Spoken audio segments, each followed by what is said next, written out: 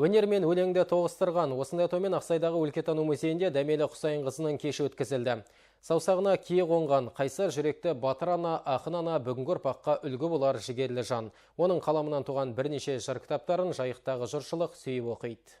Төл өнерімізді ұлықтап, он саусағынан өнер тамған ісмер жанның өмірі көпке үлгі. Ол бірнеше киіз жабдықтарын қазақы нақышта тігіп, ұлттық оюмен көмкерілген текеметте басып шығарды. Дәмелі Құсайынқызы сазгерлік қырымен де танымал. Өзі шығарған бірнеше өлеңге ән жазып, оны елге белгілі өнерпаздар орындап жүр. Ақын шығарған бейбітшілік әні халықаралық балалар байқауының әнұранына айналды. Жас ұрпаққа ұлттық салт-дәстүрімізді, ана тілімізді, мәдениетімізді насихаттап, өмірден білген түйгенімен бөлісіп жүрген абзал ана. Анамыздың жасаған дүниелерін, жазған жырларын көріп, өздеріне бір қуат алсын, бір серпілсін деген ниетпен ұйымдастырып отыр деген ойдамыз.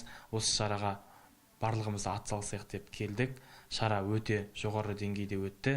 Анамыздың айтқан өсиеттері, анамыздың өмір жолынан келтірген әртүрлі мағлұматтары жастарға көп өнеге берді деген ойдамыз. Дәмелі Құсайынқызының бірнеше жыр жинағы жарыққа шықты. Туған жер, отан, ұлт тағдыры, салт дәстүрді насихаттаған өлеңдері жастарға тәлім тәрбие береді. Халық мақтанышына айналып, ел ықыласына бөленіп жүрген батыр ана кеші ерекше өтті. Жасы 80-нен асқан Дәмелі Құсайынқызы қал-қуатым келгенше ұлттық өнердің өркендеуіне үлесімді қоса беремін дейді.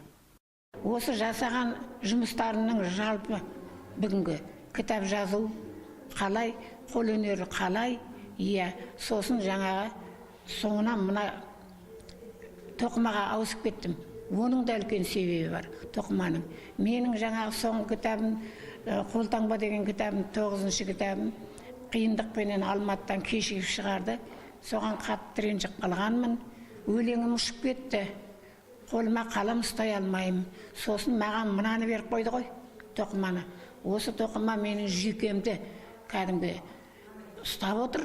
Ардақтана саналы ғұмырын ұлтымыздың ұмыт болған ою өрнегін көкірек кестесімен қайта жаңғыртуға арнады. Бойында қазақ елінің қайраты мен намысы бар. Шығармашылық кеште көпшілік ақынға ақжарма тілектерін айтып, оқушылар өлеңдерін оқыды. Айым Нұрғалиев, Александр Овчинник, Филимон Қазыбаев, Ақжайық арнасы.